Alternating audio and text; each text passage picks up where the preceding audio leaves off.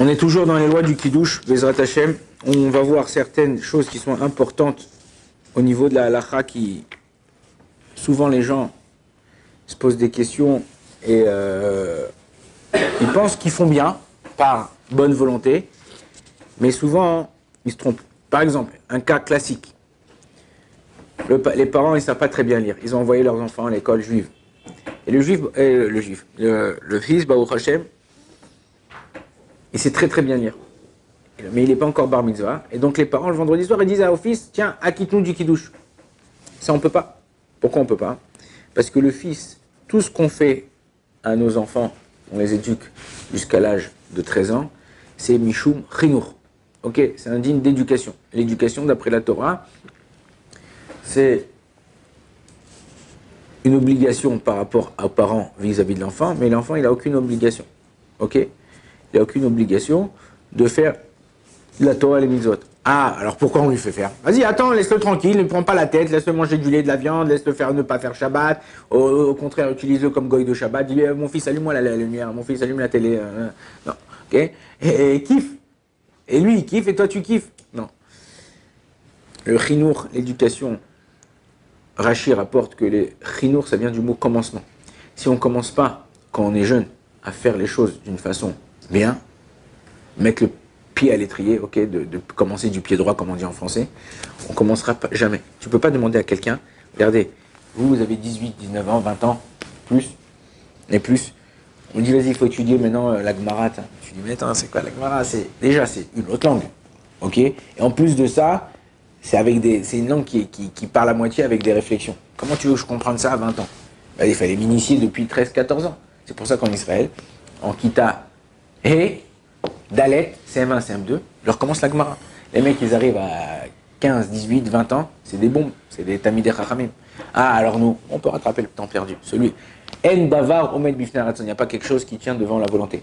Mais quand le petit, il n'est pas encore bar mitzvah, ok, il y a des mitzvot pour lesquels il n'a pas le droit de t'acquitter. Il y a une machloket chez les chachamim, enfin dans la Torah, la Gemara. Est-ce que le kiddush qu'on fait vendredi soir, c'est des rabanan ou des oraita? Est-ce que c'est un chiyuv de sage ou un chiyuv de la Torah? Il y a 2 fois où on dit Baruch Ata Hashem et Kadesh HaShabbat. Une fois dans la Hamida et une fois dans le kiddush. Si, il y en a qui disent que dans la Hamida, quand j'ai dit Baruch Ata Hashem et Kadesh HaShabbat, je suis acquitté des oraita de la mitzvah du kiddush. Et quand j'arrive et je fais kiddush sur le vin, c'est des rabanan. C'est pour ça que le Ben Ishra, il dit, essaye de penser que étant donné qu'on fait sur du vin, après la tfila, essaye de penser que quand tu fais ta kavana Baruch Ata Hashem et Kadesh Shabbat dans la mida, tu penses être acquitté des rabanan. Comme ça, quand tu arrives et tu fais ta prière avec ton vin, tu penseras acquitté d'oraita. C'est très important ça parce que c'est une nafkamina, ça veut dire qu'il y a beaucoup de nafkamina dans la halacha, comme par exemple un enfant, une femme, elle est obligée, elle a la même mitzvah qu'un homme de faire le kiddush. Une femme qui vit toute seule, elle habite dans un petit appart avec des copines et elle allume les bougies et elle doit faire kiddush. Elle doit faire kiddush. Elle doit prendre un verre de vin ou de jus de raisin et elle fait le kiddush. Pareil, un mec qui habite tout seul dans un appartement avec des copains. Ok? Kiddush, tu vas dire, c'est sûr qu'il fait kiddush. Ouais, il fait kiddush. Mais est-ce qu'il allume les bougies? Ouais, il allume les bougies, il fait la bracha. Ah, mais c'est pas un truc de femme, ça? Non, c'est pas un truc de femme. C'est vrai que les femmes, ils ont 3 mitzvot importantes. Chana, Chet, Nunhe, Chala, Nida, Adlakat, Nerot. Mais l'homme, si lui, il fait du pain, un boulanger, ou je sais pas, toi, t'adores cuisiner, tu te fais des petits pains à la maison et tout ça, tu te fais du pain. T'as 1,66 kg de farine, 1,666 kg, 1,560 kg, ça dépend des habits. Ok, 1,560 kg de farine que tu as mélangé avec de l'eau. T'es un homme! Tu prêtais la pâte, tu vas te faire des petits pains, tu vas te faire un petit cob, tu vas te faire une petite pizza, un truc, machin. Tu dois faire un frachatrala avec bracha. Ah, mais c'est une mitzvah de femme. Non, c'est pas une mitzvah de femme. C'est une mitzvah de celui qui l'a fait. Pareil, à de la katnerot, tu es dans une maison tout seul. Il doit avoir de la lumière Shabbat dans la maison.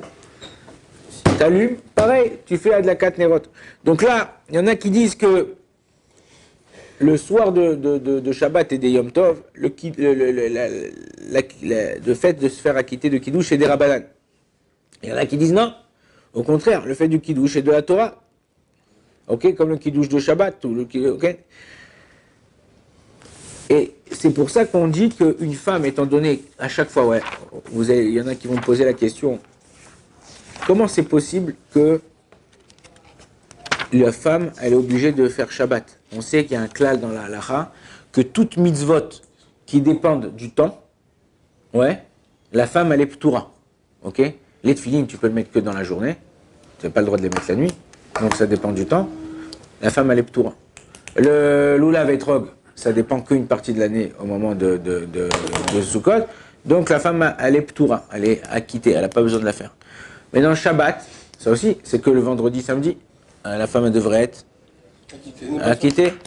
Alors toute mitzvot où il y a un mitzvot positive et une mitzvot négative, qu'un shamor vezachor, ok, où il y a de ne faire et ne pas faire, tu feras ça et tu ne feras pas ça.